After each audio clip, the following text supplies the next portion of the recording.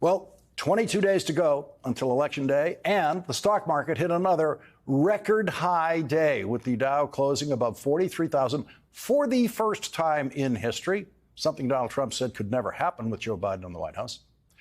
Nearly 5 million Americans have already cast their ballots in this election. They've casted those voted early, in person, or by mail.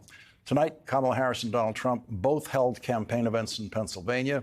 In Erie, Pennsylvania, her seventh visit to the western part of the state, Kamala Harris used Donald Trump's own words to prosecute him.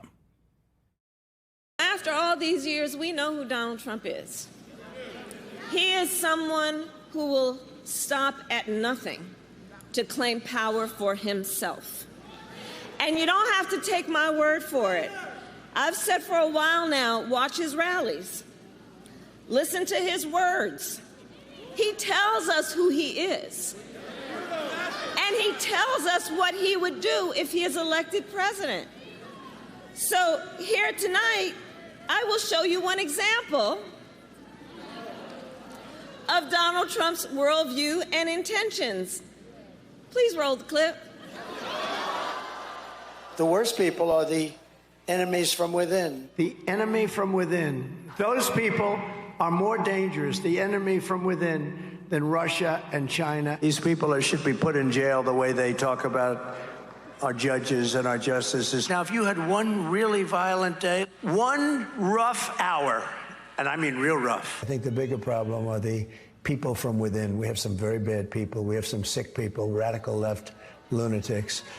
And I think they're and it should be very easily handled by, if necessary, by National Guard, or if really necessary, by the military.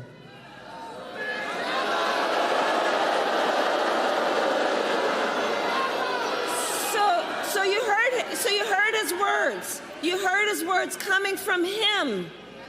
He's talking about the enemy within Pennsylvania. He's talking about the enemy within our country, Pennsylvania. He's talking about that he considers anyone who doesn't support him or who will not bend to his will an enemy of our country. It's a serious issue. He is saying that he would use the military to go after them. Think about this.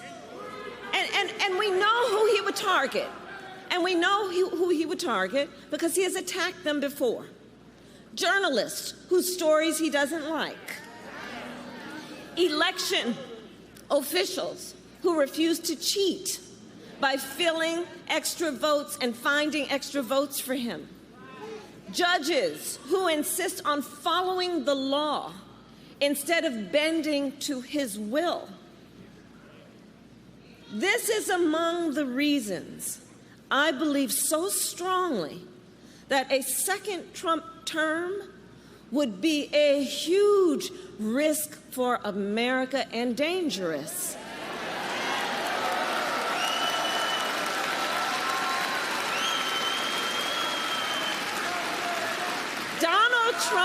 Donald Trump is increasingly unstable and unhinged.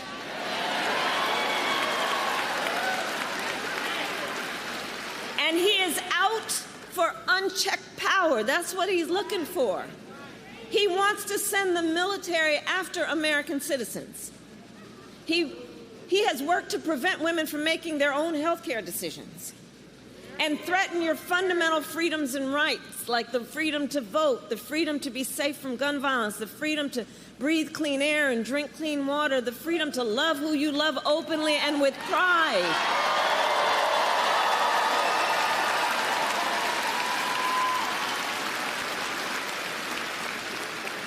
So here in Pennsylvania, I say to those who know best, when freedom is on the line, Americans always answer the call. We always answer the call.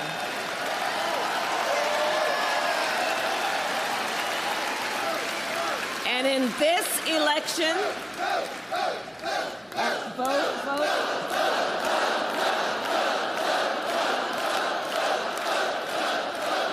vote. And so, to your point, in this election, we will answer the call again. Vice President Harris is being more aggressive in questioning 78-year-old Donald Trump's mental fitness for president for another 4 years. Over the weekend, Kamala Harris released a summary of her medical records, revealing that she is, quote, in excellent health, and adding, quote, she possesses the physical and mental resiliency required to successfully execute the duties of the presidency, to include those as chief executive, head of state, and commander-in-chief. In North Carolina yesterday, Kamala Harris said this. He's not being transparent with the voters. He's not being transparent. So check this out. He refuses to release his medical records. I've done it. Every other presidential candidate in modern era has done it. He is unwilling to do a 60 Minutes interview.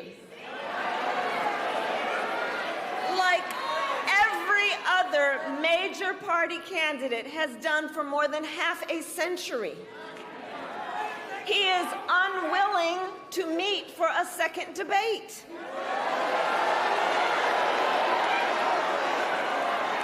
And here's the thing, it makes you wonder, why does his staff want him to hide away? One must question, are they afraid that people will see that he is too weak and unstable to lead America? Is that what's going on? Today, with the stock market hitting a new record high, the Harris campaign highlighted a survey of economists in the Wall Street Journal who agreed that Donald Trump's policies would drive up prices, interest rates, and the national debt while hurting manufacturing jobs. That survey says of the 50 economists who responded to the survey's question on inflation, 68% said prices would rise faster under Trump than under Harris. 61% of economists saw interest rates being higher under a hypothetical President Trump than under Harris. The Journal's survey asked economists how Trump's proposed broad-based tariffs would affect domestic manufacturing employment. Of the 44 economists who responded, 59% said employment would be lower.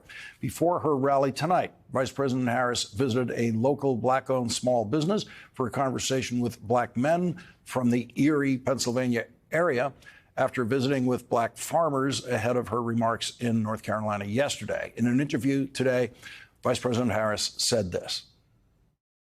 Black men are no different from anybody else. They expect that you have to earn their vote.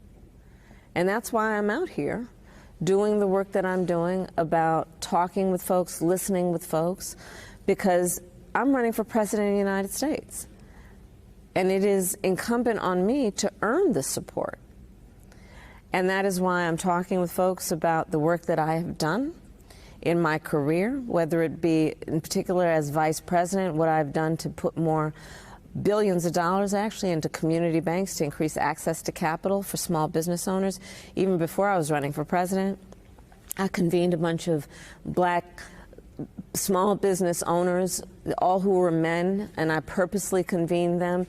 I brought them into my ceremonial office at the White House to have a meeting about what their needs are and to make sure that they have the information about what's available to them in terms of financing, capital, and access to capital, support for what they want to do in terms of building or growing their business.